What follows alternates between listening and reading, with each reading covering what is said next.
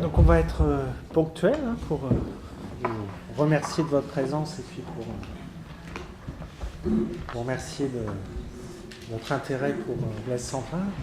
Donc on va présenter les intervenants de la soirée.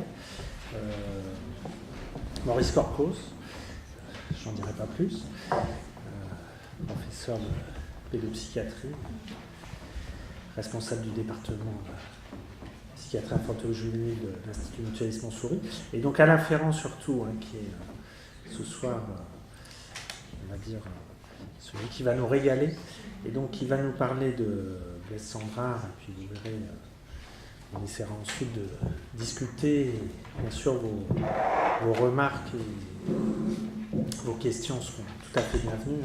Donc Alain Ferrand est professeur émérite de psychopathologie clinique à l'Université Lumière Lyon 2.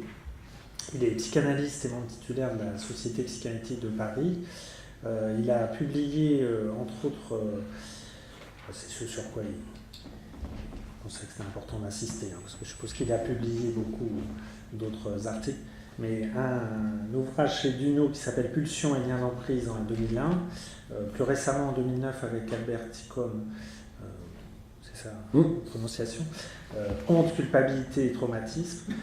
Il a participé aussi au manuel de psychopathologie, de psychologie et psychopathologie clinique générale, qui était dirigé par René Rossi chez Masson. Voilà. Il a écrit un certain nombre d'articles sur des auteurs divers et variés, Léoto, Rimbaud, Maupassant et Céline. Céline, c'est sur l'immonde interne. Ça gagne plus pour ceux et celles qui ne connaîtraient pas. Voilà. Donc l'idée, c'est qu'il va nous parler, et vous verrez, c'est agrémenté d'un certain nombre d'images et de photos, et ensuite, donc Denis Bochereau, ici présent, qui est psychiatre, pédopsychiatre, se permettra de faire quelques relances comme ça, au fur et à mesure. Donc effectivement, je suis arrivé, je n'ai pas amené toute la collection des Blaise Cendrars, enfin j'en ai amené un certain nombre, parce que je me permettrai de vous en lire des échantillons. Je pense que de toute façon, vous aurez certainement aussi des questions, donc on laisse la parole à Alain Ferrand. Merci. Tout d'abord, merci pour cette invitation qui me ravit. Alors, je vous présente Monsieur Blaise Cendrars et Madame, né Raymond Duchâteau. Blaise et Raymond se sont rencontrés à Paris en 1917 et Blaise est immédiatement tombé amoureux d'elle. Ils se sont mariés en 1949 et ils ont vécu ensemble jusqu'à la mort de Cendrars en janvier 1961. Raymond s'est alors installé à Lausanne, en Suisse, jusqu'à son décès en 1986. Ce couple a une particularité, parmi d'autres. Blaise et Raymond n'ont jamais eu de relation sexuelle. Raymond, dans les interviews accordées après la mort de Cendrars, revient sur cette virginité revendiquée. Elle était la sœur, l'amie, l'inspiratrice, la muse, mais ni la maîtresse, ni la femme. Elle n'a jamais aimé Blaise Cendrars. Elle avait de la tendresse pour lui, de l'amitié, de la compassion, mais pas d'amour. Elle a aimé un autre homme pendant quelques mois. Cendrars en avait d'ailleurs été très blessé, mais là encore, sans que la sexualité joue le moindre rôle dans cette relation. Elle se voulait vierge, elle est restée vierge par conviction religieuse. Le sexe, disait-elle, l'emmiellait. Quand il rencontre Raymond, Blaise Cendrars est marié avec Fela Poznanska, une étudiante polonaise qu'il avait rencontrée à Berne, en Suisse. Blaise et Fela auront 3 enfants, dont la dernière, Myriam, est l'auteur d'une très belle biographie de son père. Myriam est par ailleurs la mère de Thomas Gilou, le réalisateur des 3 épisodes de La vérité si je mens, les 3 films. Thomas Gilou est donc le petit-fils de Blaise Cendrars. Et il est assez drôle de souligner, en passant, que le titre de cette trilogie, La vérité si je mens, est tout à fait dans la ligne des œuvres du grand-père. Blaise Cendrars est un des écrivains, à mes yeux, les plus marquants de la littérature française du XXe siècle, quelque part entre Marcel Proust et Louis-Ferdinand Céline, ce qui, je le concède volontiers, me donne une certaine marge. Mais vous allez voir pourquoi je dis ça tout à l'heure. Cendrars est un touche-à-tout de génie. Il est tout à la fois poète, romancier, journaliste, cinéaste, chroniqueur. De plus, il se revendique aventurier. Aventurier du rêve, aventurier de l'écriture, certainement. Mais Blaise Cendrars n'a pas vécu le 10e, voire le 20e, sinon le 100e, de ce que ses livres relatent, sous couvert d'autobiographie. Il raconte qu'il a traversé la Russie en transsibérien, qu'il est allé en Perse, en Chine, qu'il a travaillé comme portier dans un grand hôtel de Pékin, où il s'est réchauffé en faisant brûler des exemplaires du Mercure, célèbre revue littéraire de l'époque. Il aurait même failli épouser la fille d'un roi mongol quand il ne s'occupait pas de chasser le cachalot. Rien n'est vrai. Ou plutôt, tout est littérairement vrai. C'est l'écriture qui le tient de bout en bout, c'est par l'écriture qu'il existe, qu'il voyage et qu'il nous fait voyager. C'est dans et par l'écriture qu'il bourlingue. Lorsque Pierre Lazareff, en 1955, l'interroge « Mais enfin, Blaise, tu n'as jamais pris le transsibérien ?» Cendrars répond « Impérial, qu'est-ce que ça peut te faire puisque je vous l'ai fait prendre à tous ?» C'est une parfaite définition de la littérature. 2 textes le rendent célèbre, Les Pâques à New York, en 1912, et Prose du transsibérien et de la petite Jeanne de France, en 1913. Mais, en 1915, tout bascule. Engagé volontaire pendant la guerre, Cendrars est grièvement blessé et amputé du bras droit au-dessus du coude. La photographie du couple formée par Blaise et Raymond mérite un commentaire. Elle est réalisée par Irving Penn, qui capte sous ses objectifs de nombreuses personnalités artistiques du XXe siècle. Les images composées par Irving Penn sont toujours contrastées, avec des noirs intenses et des visages souvent fermés. Sur cette photographie, Blaise Cendrars a l'air d'une brute avinée, béret vissé sur la tête, veste douteuse, regard hostile d'un vieux bandit. À ses côtés, Raymond semble aérienne, rêveuse, fragile, avec un fond de tristesse mélancolique. Mais dans cette image, qui est une mise en scène, ce sont les mains qui captent l'attention. La main gauche de Cendrars recouvre une main. À qui appartient cette main? Est-ce la main gauche de Raymond ou est-ce la main droite manquante de Blaise?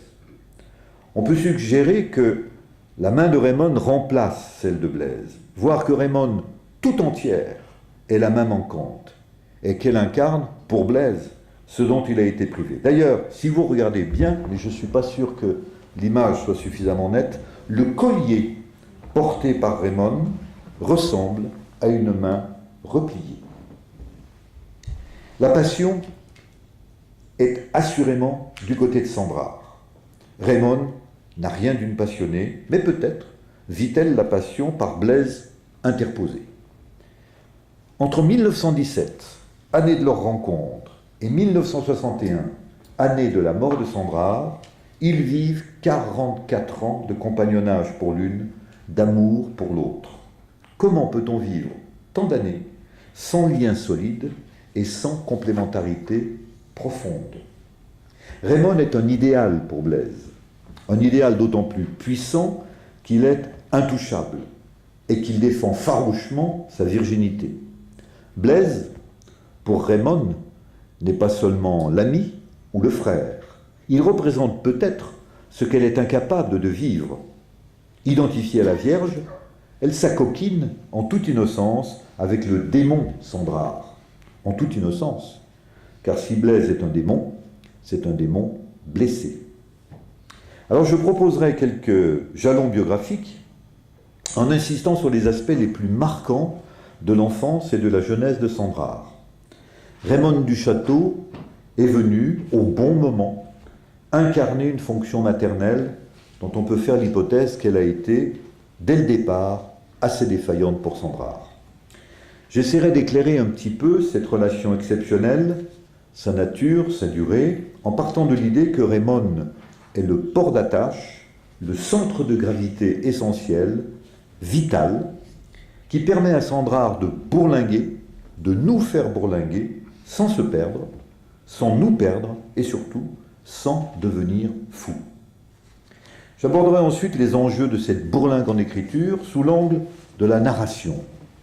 Sandrard invente sa vie, et peu importe qu'il dise ou non la vérité objective ou historique, dans la mesure où il se situe de plein pied dans la littérature.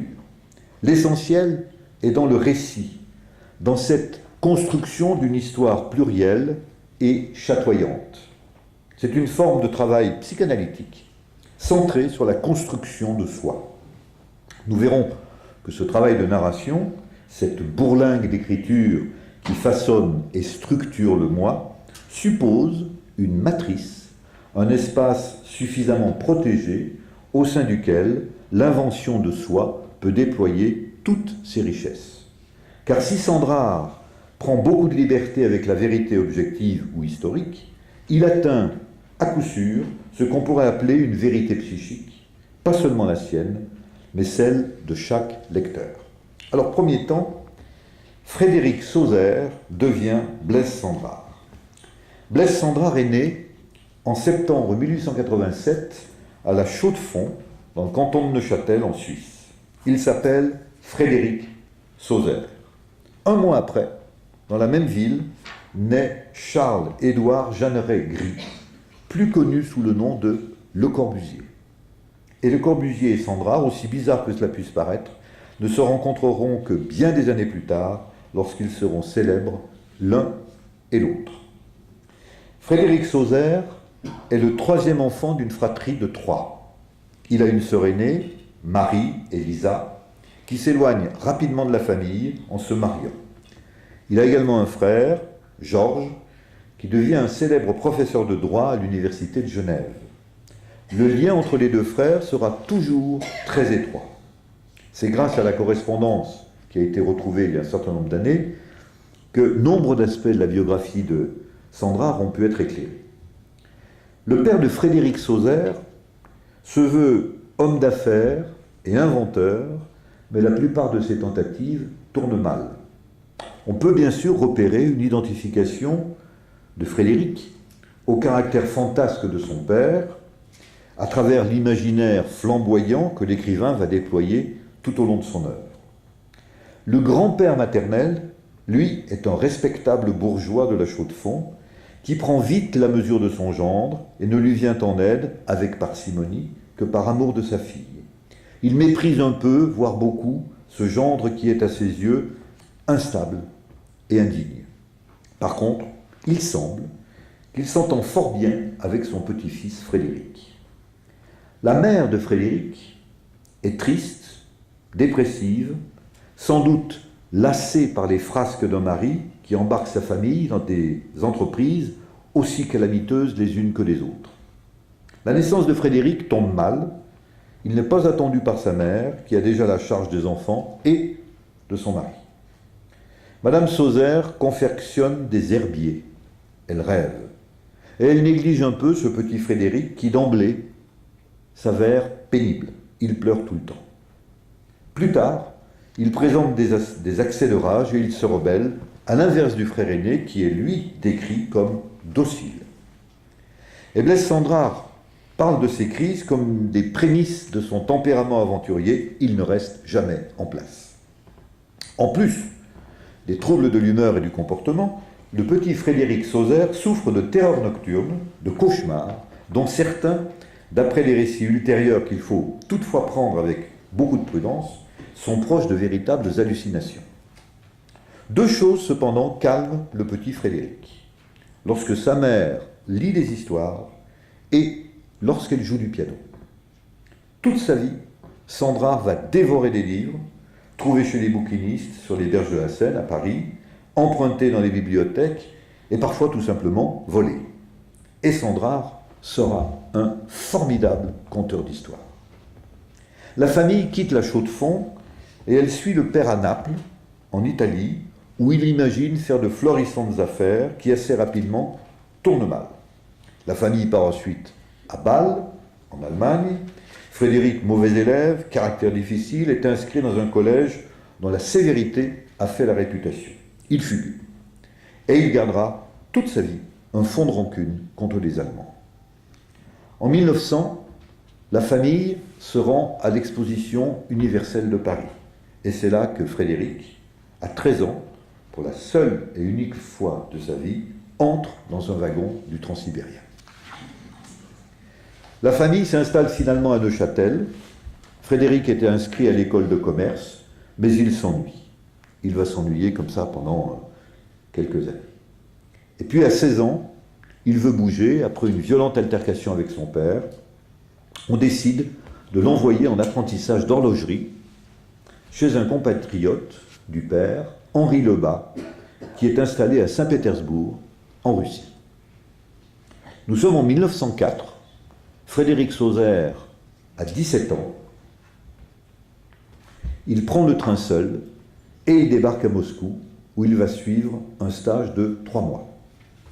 Il est attendu par un homme, Rotopkin, un vendeur d'horlogerie dont il va faire plus tard dans ses livres un aventurier flamboyant et un peu escroc.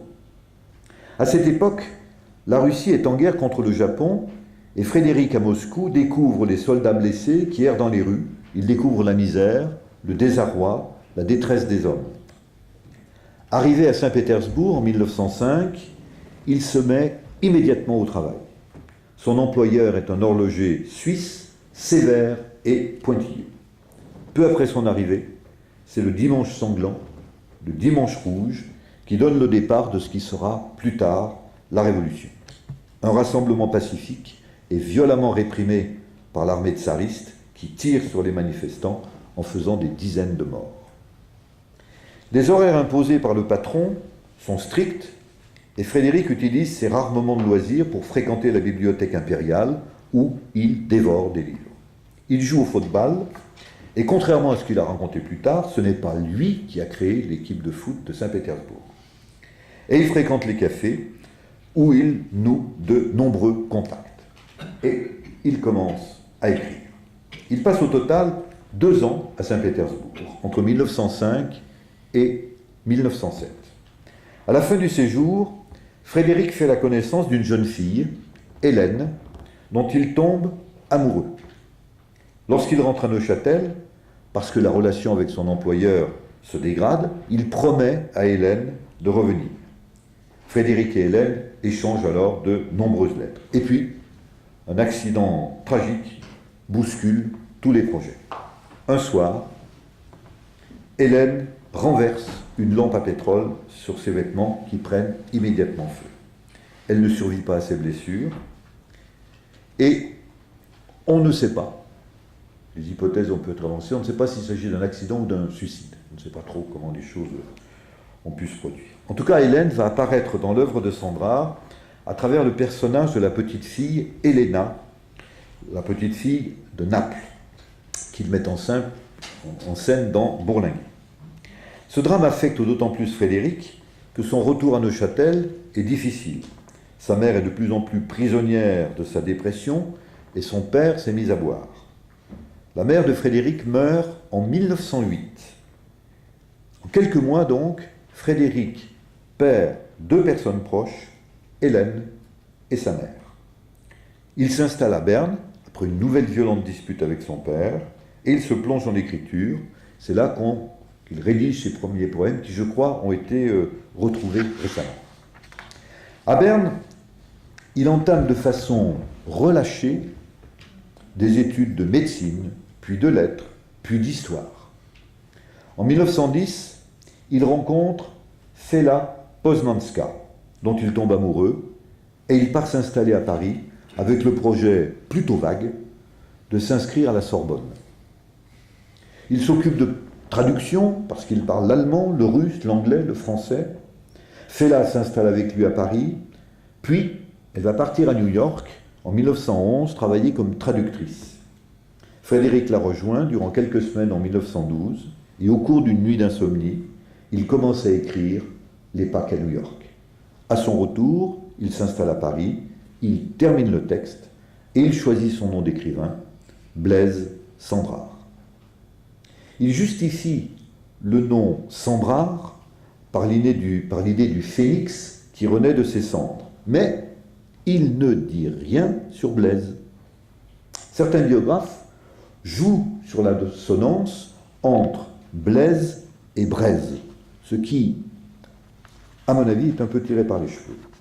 Il suffit pourtant de savoir qu'à côté de Neuchâtel, il y a un petit village au bord du lac qui s'appelle Saint-Blaise. En choisissant ce prénom, en tout cas c'est ce que j'imagine, Frédéric rend peut-être hommage à la part heureuse de son enfance et de son adolescence quand il faisait du bateau sur le lac de Neuchâtel, entre Neuchâtel et Saint-Blaise. Les Pâques à New York, puis Prose du Transsibérien et de la petite Jeanne de France, signent l'entrée de Blaise Cendrars dans le monde littéraire. Il acquiert très rapidement, sinon immédiatement, un statut chantre de la poésie moderne, à l'égal de Guillaume Apollinaire. Marié avec Fella en 1914, le couple vit pauvrement malgré le succès littéraire. La vente de recueils de poésie ne permet pas de vivre. Blaise Cendrars et Fella s'occupent de traduction pour divers éditeurs. Août 14, la guerre est déclarée et Blaise Cendrars décide de se mobiliser. N'ayant pas la nationalité française, il s'engage comme volontaire. Mais en 1915, il est grièvement blessé. On l'ampute du bras droit au niveau du coude. C'est une photo très touchante parce que c'est une des rares photos où on voit Cendrars avec son bras droit, juste avant la blessure. Voilà Cendrars après l'amputation. Le visage est totalement ravagé, détruit par ce qui vient de lui arriver. La convalescence, on imagine, est longue, ponctuée d'opérations douloureuses, et on imagine le désarroi, la détresse de cet homme qui se veut écrivain, qui joue également du piano, et qui est soudainement privé de sa main.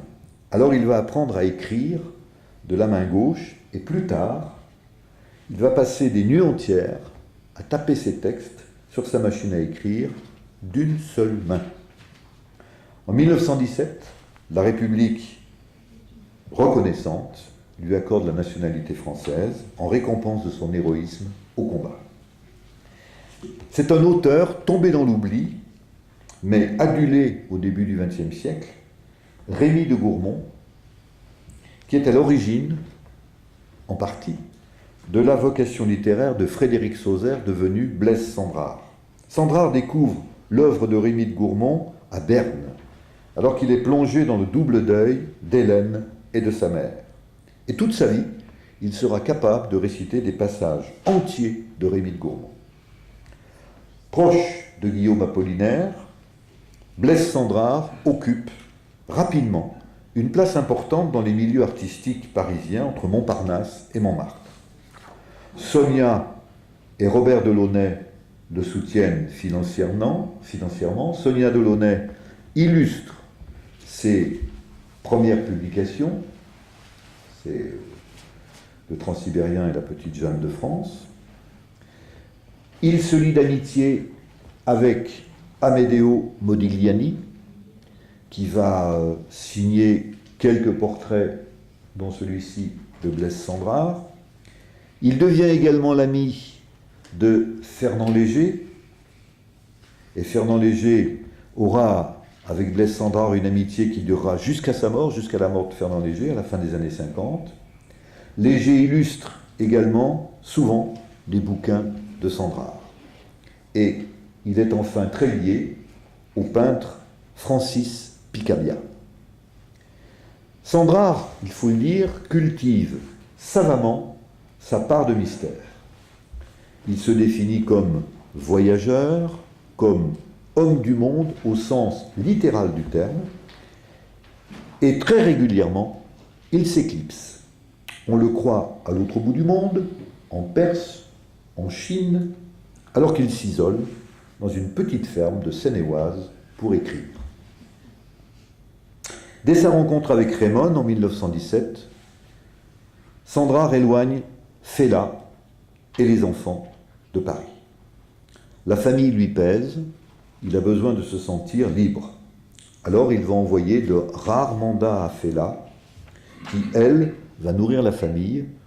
Elle en porte la totale responsabilité en faisant des traductions. Et Blaise Sandrard ne verra pas grandir ses enfants, et il entretiendra avec eux toujours des rapports très très distants, sauf avec Myriam, la dernière, dont il va se rapprocher au début de la Seconde Guerre mondiale. La vie de Sandrard est ponctuée de relations féminines, plus ou moins éphémères. Il est aidé aussi par des bienfaitrices qui financent différents artistes. L'une d'elles, Eugenia Errázuriz, d'origine chilienne, se vante d'avoir ses deux peintres, Marc Chagall et Pablo Picasso. Elle a également son musicien, Igor Stravinsky, et son poète, Blaise Sandrard. Sandrard se consacre totalement à l'écriture. Il voyage en Europe, il se rend 2 ou 3 reprises au Brésil où il est très apprécié. Il est même quelque temps l'assistant d'Abel Gans dans les années 20 au cinéma et touche à tous les genres d'écriture, de la poésie au roman en passant par le journalisme. Plus tard, il noue une profonde amitié avec Henry Miller qui introduit l'œuvre de Sandrard aux États-Unis. En 1932, paraît Voyage au bout de la nuit de Louis-Ferdinand Céline. Sandrard est épaté par le style du livre, mais il est en même temps furieux que son propre roman, Moravagine, assez proche du voyage par sa thématique, ne rencontre pas un succès aussi phénoménal. Malgré le succès, les livres de Sandrard ne se vendent pas suffisamment et il n'a jamais assez d'argent. En réalité, il dépense tout en fêtes, en repas, en boissons et en achats parfois inutiles, mais qui ne manquent pas de panache. Par exemple, il investit tous ses droits d'auteur pour acheter l'Alfa Romeo, qu'on voit ici, de Georges Braque, et que Georges Braque, ici, a totalement repeinte. Il reste officiellement marié avec Fella jusqu'au divorce qui est prononcé en 1937. Et Fella va décéder quelques années plus tard, en 1943. Et en 1949, comme je vous le disais tout à l'heure, Sandrard se marie avec Raymond.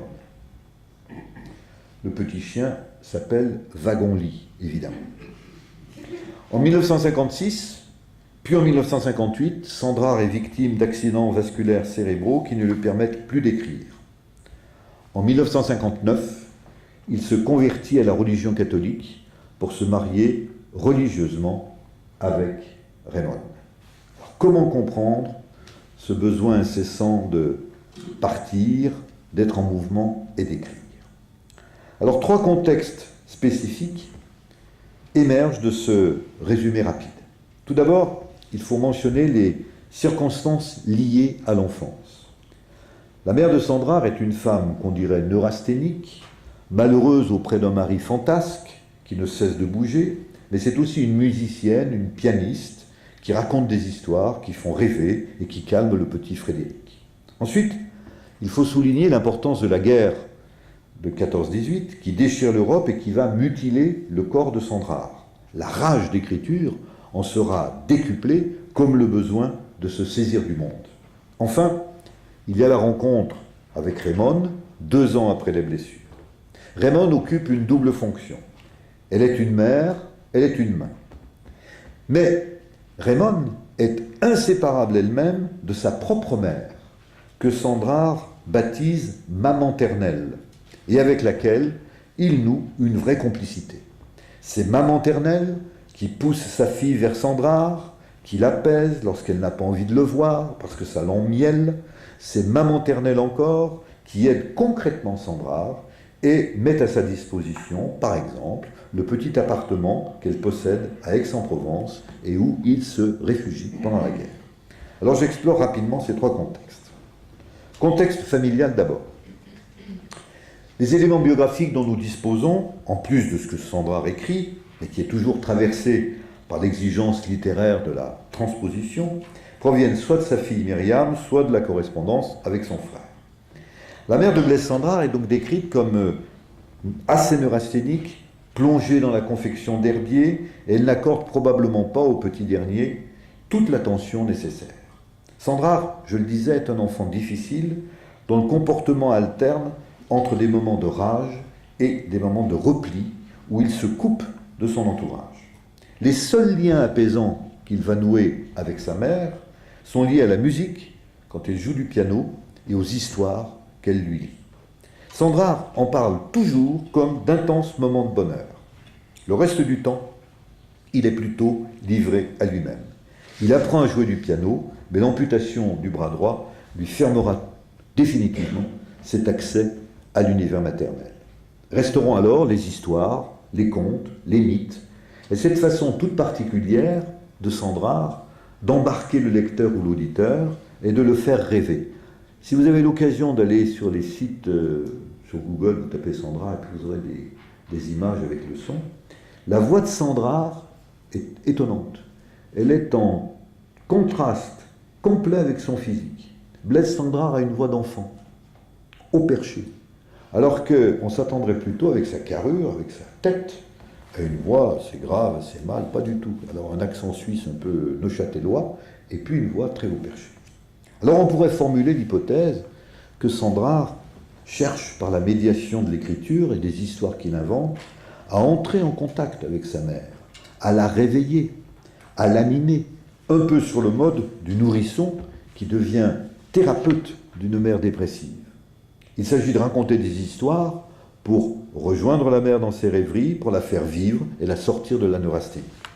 Alors pour cela, Sandrard s'appuie sur une suffisante identification paternelle. Ce père décrit comme fantasque, instable, ne conduisant jamais ses affaires jusqu'à leur terme, tout occupé à construire des châteaux en Espagne, est toujours évoqué avec une certaine tendresse par Sandrard. Et il est probable que Sandrard doit cet appétit pour le voyage, l'aventure, la nouveauté, l'inconnu, à une identification paternelle, malgré tout, suffisamment dynamique et vivante. Ainsi, Sandrard trouve un appui sur ce qui, pour lui peut-être, rapproche le père et la mère, forme en quelque sorte la zone commune. La mère raconte des histoires, et le père, lui, se raconte des histoires. Derrière le père, on aperçoit aussi le grand-père maternel, dont la solidité est systématiquement soulignée. L'obstination de Sandrard pour réapprendre ou apprendre à écrire de la main gauche, après l'amputation, tient peut-être en partie à la figure de ce grand-père qui faisait des balades en bateau sur le lac de Neuchâtel avec son petit-fils jusqu'au port de Saint-Blaise et qui tenait fermement la barre. À côté des identifications maternelles et paternelles, il faut également souligner le rôle du grand frère. L'appui du frère ne fait jamais défaut à Blaise Sandrard, et la réciproque est tout aussi vraie. Ils se soutiennent constamment. Et si la carrière du frère, juriste de stature internationale, est apparemment aux antipodes de celle de son puîné, ils réussissent tous les deux là où le père s'est enlisé. L'un et l'autre réalisent le projet paternel chimérique d'accéder à la célébrité internationale, l'un comme professeur, l'autre comme écrivain. On retrouve d'ailleurs la figure du frère chez différents personnages avec lesquels Sandrard entretient des liens d'amitié. Modigliani, Picabia, Léger, Max Jacob, Chagall et d'autres, sauf Picasso, que Sandrard tient à distance et dont il n'aime pas la peinture. La mutilation. L'œuvre de Sandrard est muette sur les circonstances de la blessure qui lui a ôté son bras. On ne sait pas ce qui s'est passé. Et il n'existe à ma connaissance, mais j'apprécierai toute remarque qui permettra de préciser ma pensée, mais il n'existe à ma connaissance qu'une seule occurrence où Sandrard évoque de façon elliptique le moment de la blessure. C'est dans La main coupée, où Sandra raconte la guerre telle qu'il la traverse en tant que légionnaire étranger. Il écrit le livre en 1944-45 à Aix-en-Provence, dans le petit appartement prêté par Maman Ternelle. Et c'est dans ce texte qu'on trouve un court passage intitulé « Le lys rouge ». La scène se passe en juin, le ciel est dégagé, Sandrard et ses hommes se reposent dans l'herbe. Soudain, un soldat se met à hurler et désigne à quelques mètres d'eux un bras sectionné juste au-dessus du coude, planté dans le sol, la main bouge encore. Je cite. « Je l'ai vu tomber du ciel, bredouillait-il en sanglotant, les mains sur les yeux et claquant des dents. Il s'est posé sur nos barbelés et il a sauté à terre comme un oiseau. » Et Sandra rajoute, « Le ciel était tendre, le soleil doux, l'herbe printanière, pleine d'abeilles et de papillons. Il ne s'était rien passé. Nous ne comprenions pas à qui était cette main, ce bras droit, ce sang qui coulait comme la sève. » Fin de citation. C'est donc sous une forme inversée que Sandrard évoque la blessure et son amputation.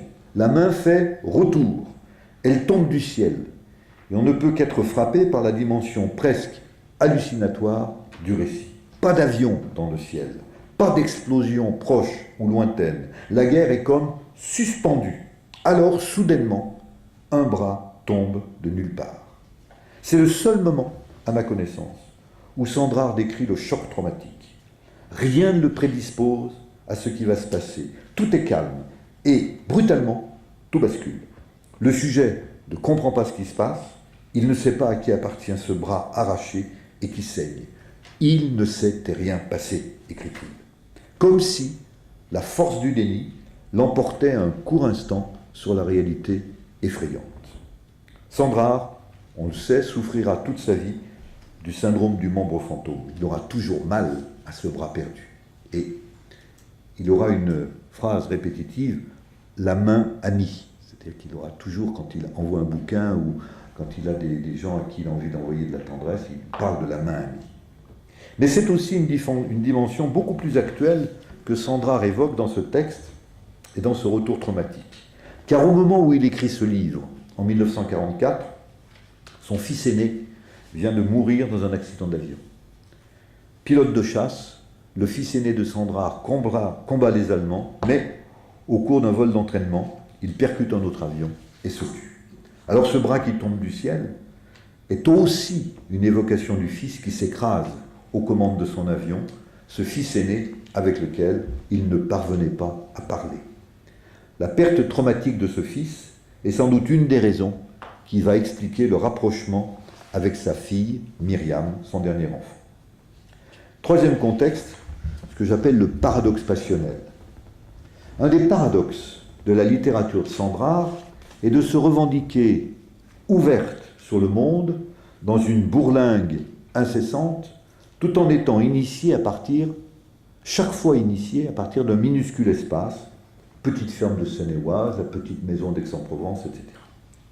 Et il donne une description saisissante de cet espace nécessaire à sa création dès les premières pages de Bourlinguer. Il s'agit du tombeau de Virgile, au creux duquel il se réfugie dès les premières pages de la série Naples dans Bourlinguer.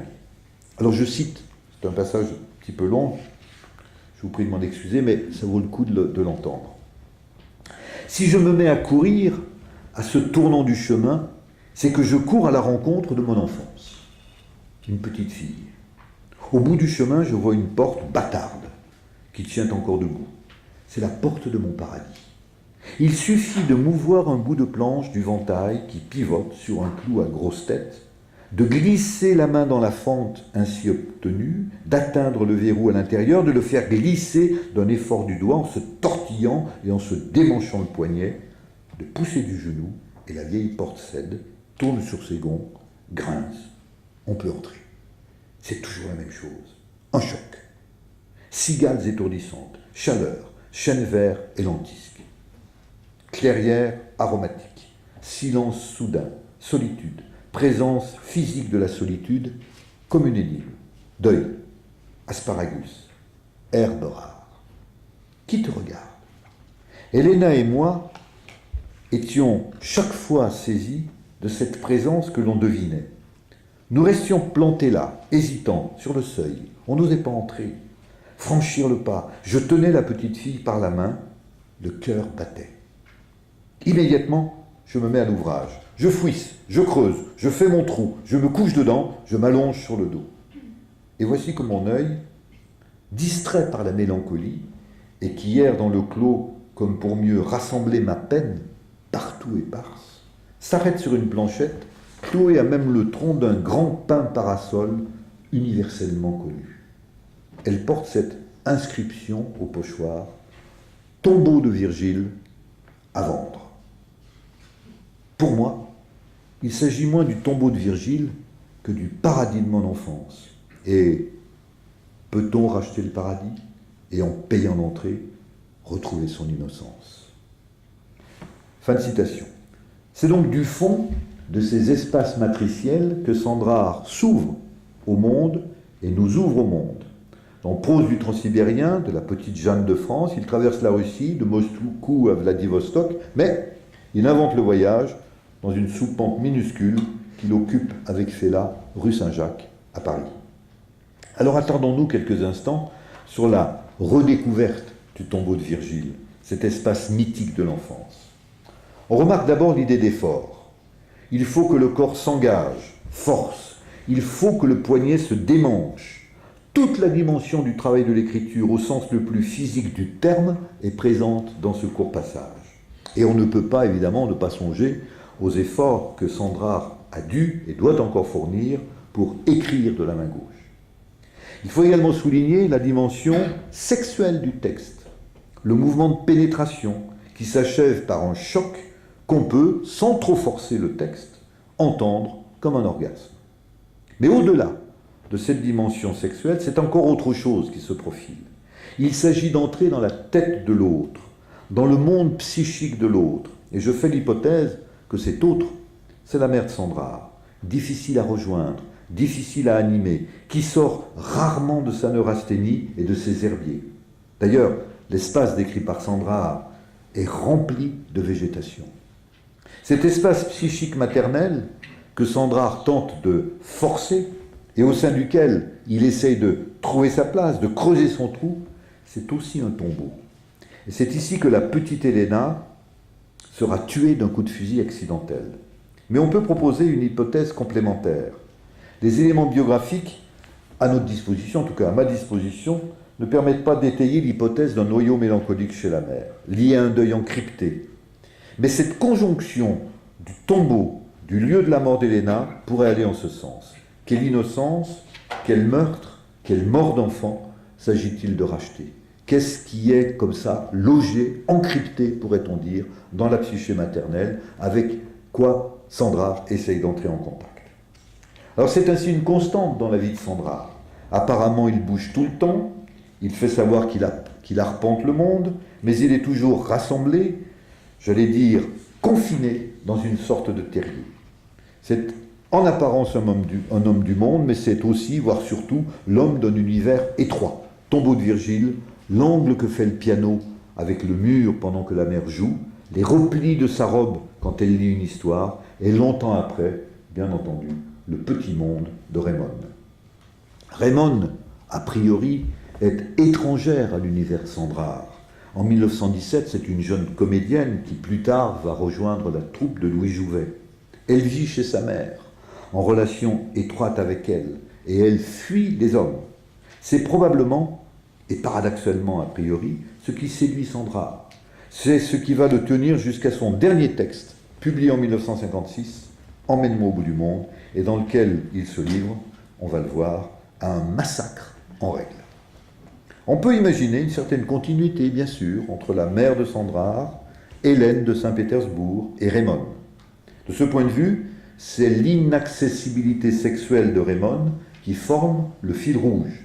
Ce refus du sexuel l'inscrit dans la lignée maternelle, organisée par l'interdit de l'inceste. Mais simultanément, c'est une mère à conquérir, à charmer, à réveiller, et Sandrard va se lancer, un peu sur le modèle de son père d'ailleurs, dans le projet inabouti d'écrire une vie de Sainte Marie-Madeleine, ne serait-ce que pour plaire à Raymond. Il ne le fera jamais. Raymond est donc un personnage nécessaire et inaccessible, nécessaire parce qu'inaccessible.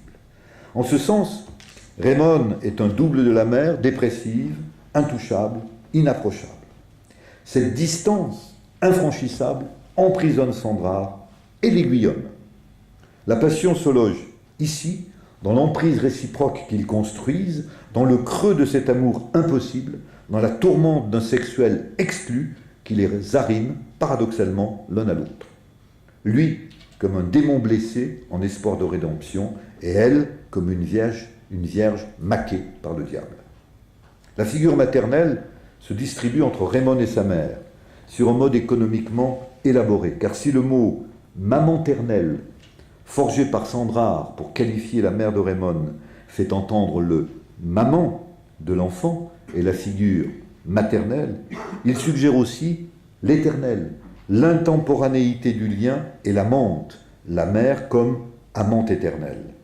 Sandrard ne possédera jamais Raymond. Il sera toujours prisonnier de cette impossible amante éternelle qu'est sa mère et qu'il ne pourra que transposer, déplacer et, on va le voir, détruire sans pouvoir jamais l'intégrer. De ce point de vue, Raymond et Blaise tricotent ensemble leurs enveloppes maternelles, les jupes de la mère de Sandrard s'enroulant autour de la peau psychique tissée par maman ternelle. En deçà du sexuel, le couple s'accorde, s'harmonise dans les replis de ces enveloppes primaires, chacune colmatant des accros de l'autre. Pour Blaise, on l'a vu, c'est une mère inaccessible qui enveloppe son fils de musique et de mots, faute de lui ouvrir ses bras. Pour Raymond, c'est le drame d'un père disparu trop tôt et d'une mère d'autant plus inconsolable qu'elle a dilapidé la fortune du couple en se laissant embobiner par deux escrocs qui lui ont vendu une mine d'or chimérique. Et Sandrard développera ce thème dans son roman L'or. Raymond est enfin la femme d'après la blessure, d'après l'amputation. Elle est l'ange dont Sandrard a besoin, comme il a besoin des autres femmes, celles qu'il séduit partout où il passe. En ce sens, il est une belle illustration de la célèbre formule de Freud pour comprendre les hommes qui ne peuvent vivre leur sexualité qu'auprès de certaines femmes. Là où ils aiment, ils ne désirent pas. Là où ils désirent, ils n'aiment pas. Le soir de leur première rencontre, Sandrard offre à Raymond tous les tickets de ravitaillement auxquels il a droit en tant que mutilé de guerre. Il se met littéralement à ses pieds et il ne se relèvera qu'à la toute fin de son œuvre, dans sa dernière publication. Sandrard termine en effet son œuvre par un joyeux massacre. Son dernier roman, Emmène-moi au bout du monde, s'ouvre sur une scène sexuelle débridée, décrite dans le détail, sur plusieurs pages, entre une vieille comédienne et un vieux légionnaire.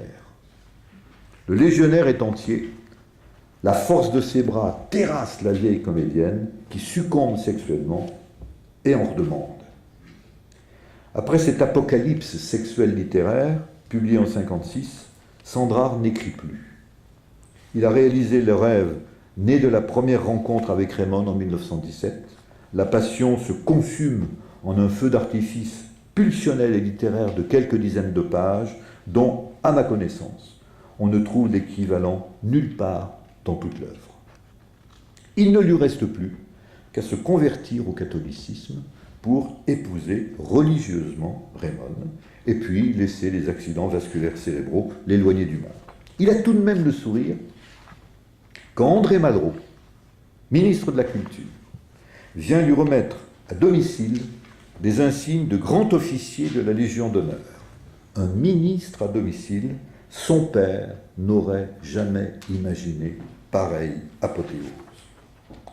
On comprend d'autant mieux le sourire de Sandrard qu'il habite 23 rue Jean Dolent, c'est-à-dire juste en face de la prison de la Santé, où des hommes sont terrés dans de petites cellules, parmi lesquelles certains s'évadent peut-être en lisant Prose du Transsibérien de la petite Jeanne de France. Alors la question que pose Sandrard, j'ai encore un peu de temps, Maurice?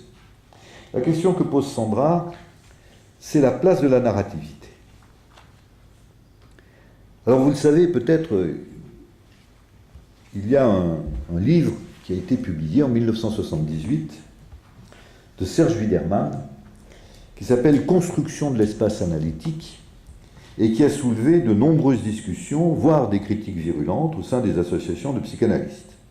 Car l'hypothèse que défend Widerman est assez révolutionnaire. Pour lui, ce qui compte dans le travail psychanalytique, c'est moins la levée de ce qu'on appelle classiquement l'amnésie infantile que la construction d'une autre histoire, d'une autre perspective pour le patient. Par suite, d'autres analystes comme Roy Schaeffer ou Donald Spence ont défendu la fonction du narratif dans le soin psychanalytique. Des travaux de Bion aussi, en particulier ses propositions sur le vertex, le point de vue pour appréhender un phénomène, peuvent être rapprochés de cette idée. D'autres auteurs, que vous connaissez sans doute, Jean Laplanche, par exemple, a développé l'idée d'un message et d'erreur de traduction du message pour s'opposer à ce qu'il appelle le modèle biologisant forgé par Freud. Autrement dit, le patient qui vient en analyse est prisonnier d'un récit défensif truffé d'erreurs de traduction, et pour prendre soin de lui, il est nécessaire de l'aider à sortir de ce récit, à construire d'autres perspectives, à inventer sa vie autrement. Alors cette conception trouve aussi ses racines dans la dernière partie de l'œuvre de Freud, en particulier dans Construction dans l'analyse. Dans ce texte, Freud situe en effet le travail du psychanalyste entre interprétation et construction.